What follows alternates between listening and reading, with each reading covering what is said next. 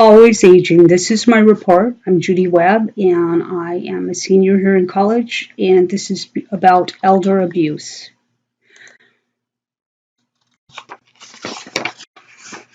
And my introduction is how any type of elder abuse ever affected you or anyone you know. Have you ever thought that you or an older relative or friend in your life might be suffering from neglect or mistreatment? Do you feel conflicted, afraid, embarrassed, or unsure what to do about it? Each day, millions of older people in America and around the world are abused and hurt by elder abuse. It's a problem that we need to understand and take more seriously in every community. No one deserves to be neglected, exploited, or abused. The warning signs of abuse are missed, ignored, rationalized, even by good people. As a result, older adults experience a poorer quality of life and poor health outcomes than they otherwise would have. By learning more about this subject, you can better protect yourself or those who you care about. Our communities need more advocates for the elderly. Elder abuse can be seen in many forms, including physical abuse, psychological and emotional abuse, sexual abuse, financial abuse, and neglect. Many studies estimate that about 10% of all people over the age of 65 experience some form of abuse. The rates are higher in long-term care facilities such as nursing homes, and this is despite government regulations aimed toward addressing the problem. Because patients who are abused have higher rates of hospitalization and mortality, it is important for physicians to be able to report cases of abuse. Studies have found that healthcare professionals are often undertrained and ill-equipped in diagnosing elders.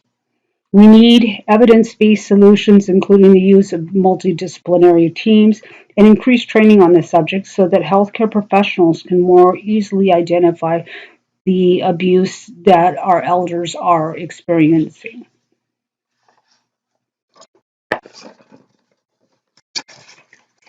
Elder abuse is a single or repeated act or lack of appropriate action occurring within any relationship where there is an expectation of trust, which causes harm or distress to an older person. Unfortunately, elder abuse is happening around the world, with studies finding that 10% of all people over the age of 65 experience abuse, and rates are still continuing to rise. Of these alarming numbers and trends, it's estimated that only 1 in 14 cases of elder abuse are reported to the authorities. Elder abuse can result in serious psychological and physical problems for victims.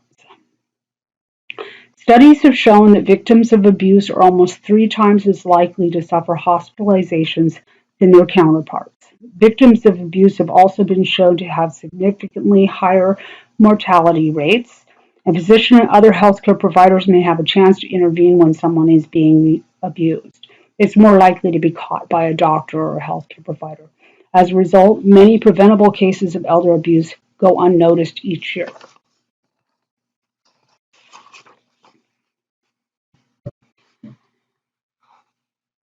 And as I said, elder abuse comes in many forms, which include the physical abuse, psychological and emotional abuse, sexual abuse, financial abuse, and neglect. Physical abuse is defined as any intentional act that results in harm to a person. Psychological or emotional abuse includes verbal threats, harassment, intimidation, and isolation.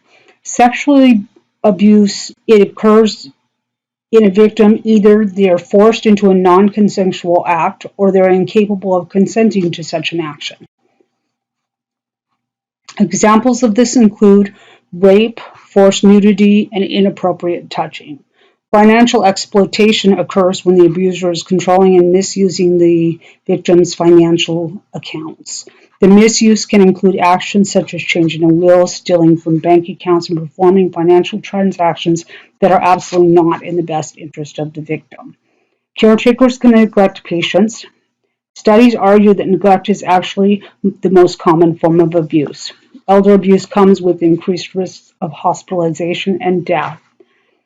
Psychological abuse and neglect were most associated with increased hospitalization, while financial abuse was ranked lower among abuse-related factors, but this really can affect their financial situation, economic resources that are available to them when they experience robberies. Nursing homes and other long-term care facilities are some of the places with the highest rates of elder abuse.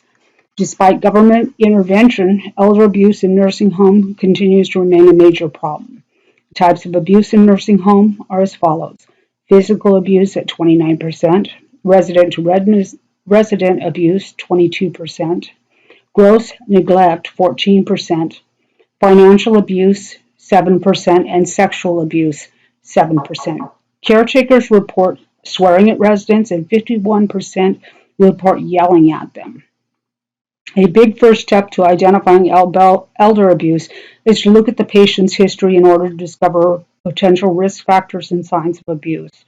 All states except for New York have laws mandating reporting by healthcare workers, even under the smallest suspicion of abuse. Elder abuse continues due to the lack of awareness and education made available to key professionals. Prevalence.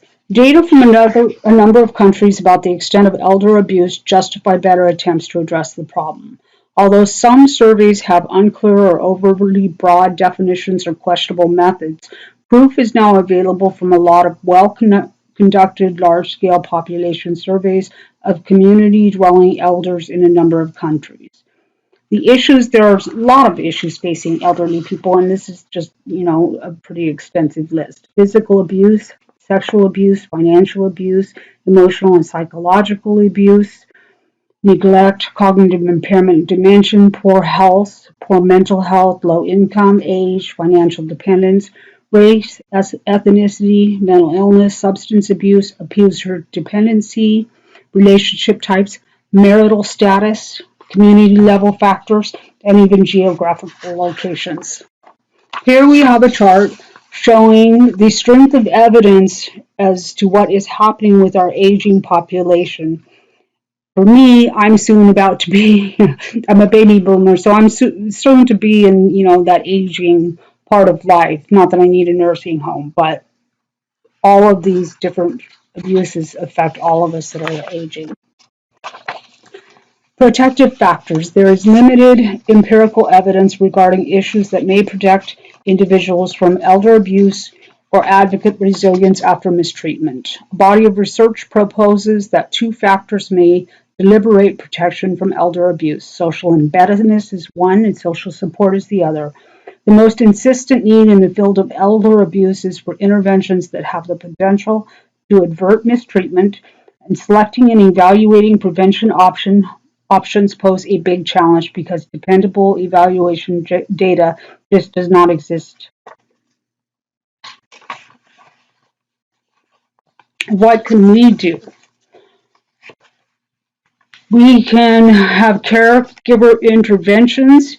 Caregiver interventions were among the first model used to prevent elder abuse. Money management programs, helplines, emergency shelter.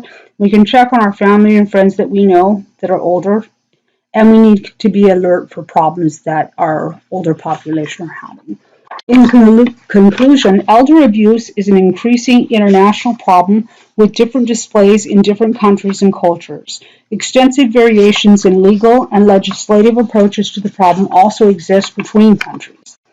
There are resources available to stop and intercede in elder abuse, and the amount to which they are coordinated differ greatly throughout the world. Prevention and intervention strategies are being developed, mostly in the higher countries for now, that may have pertinency to other societies, but these should be tested in the available resources and the local indicators of elder abuse. In some countries, awareness may first take precedent over intervention and prevention efforts given limited public understanding of the problem. Regardless of the local policy employed, cases of elder abuse will only increase given the aging population worldwide, making it a public health problem of global standing. Here in America, we have a lot of baby boomers that are going to be growing old, and this is going to be a problem in our future. Here's my list of references. I hope you enjoyed my video, and thank you very much for listening.